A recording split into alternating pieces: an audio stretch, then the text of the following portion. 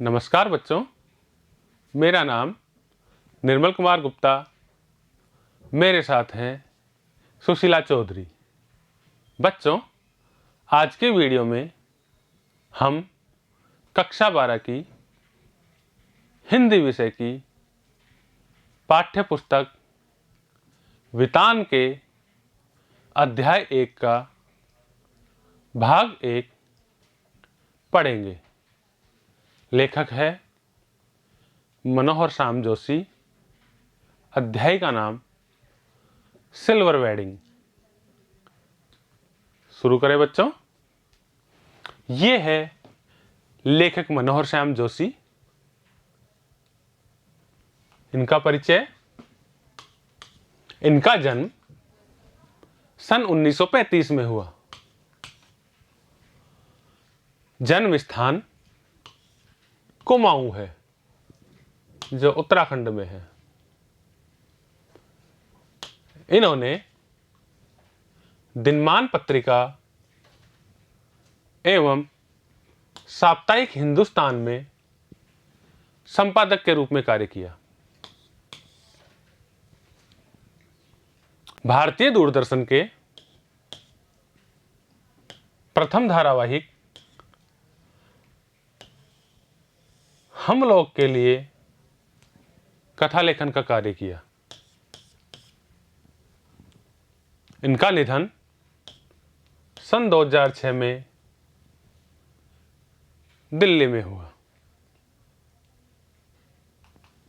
इनकी प्रमुख रचनाएं कुरु कुरु स्वाहा, कसब, हरिया हरक्यूलिस की हैरानी, हमजाद, क्याप आदि हैं।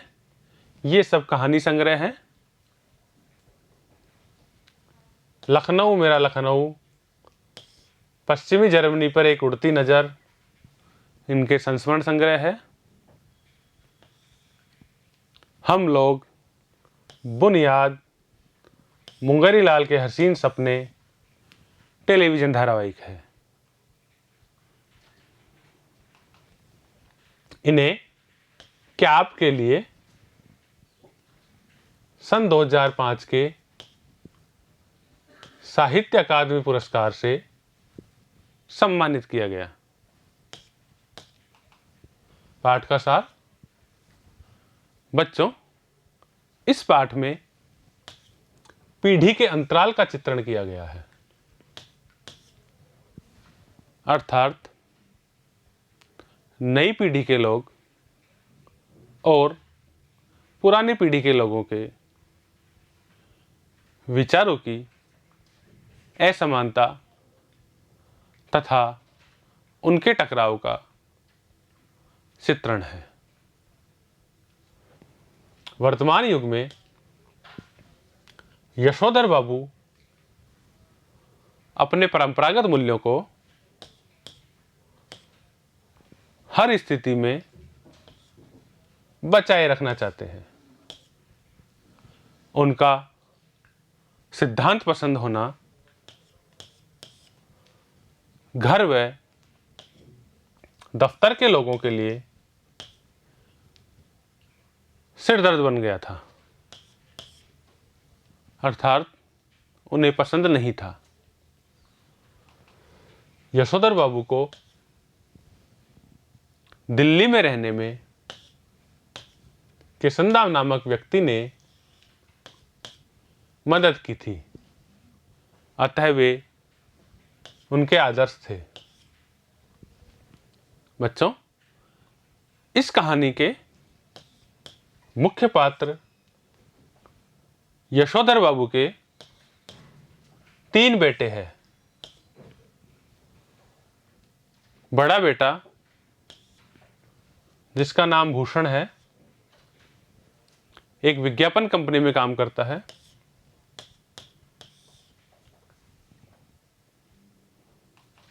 दूसरा बेटा IAS की तैयारी कर रहा है और तीसरा बेटा छात्रवृत्ति लेकर अमेरिका जा चुका है। उनकी बेटी भी डॉक्टरी की पढ़ाई के लिए अमेरिका जाना चाहती है। यशोधर बाबू अपने बच्चों की तरक्की से खुश तो है, किंतु संस्कारों के कारण वे दुविधा में है। उनके बच्चों के विचार नए जमाने के थे तथा यशोधर बाबू के विचार पुराने जमाने के थे, जिसे लेकर आपस में टकराव होता रहता था। उनकी पत्नी ने स्वयं को बच्चों की सोच के साथ ढाल लिया है। कहानी में यशोधर बाबू की विवाह की 25वीं सालगिरह के दिन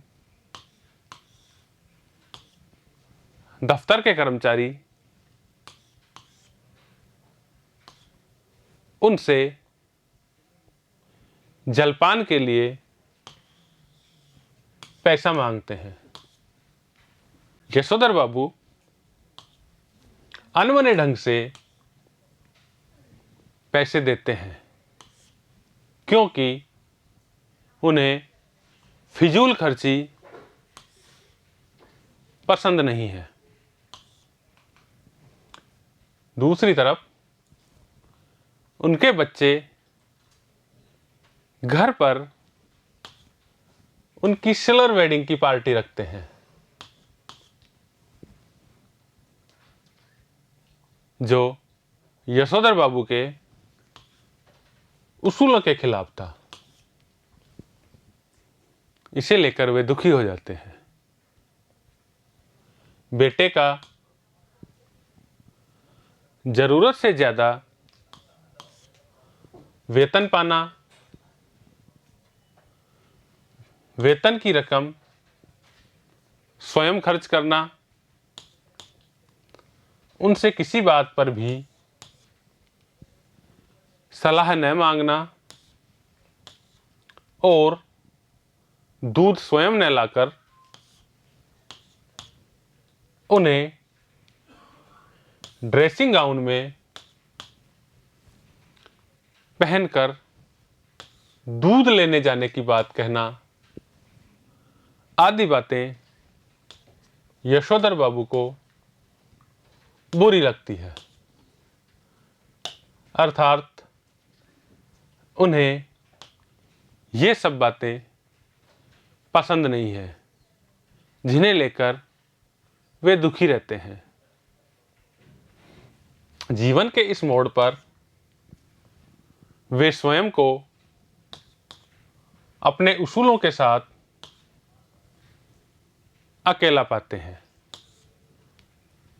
जो हुआ होगा तथा somehow improper,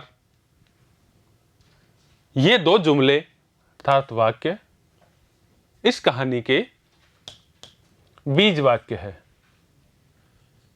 यशोधर बाबू बार बार इन्हें प्रयोग करते हैं तथा अपने मन का दुख इन दो वाक्यों द्वारा व्यक्त करते हैं।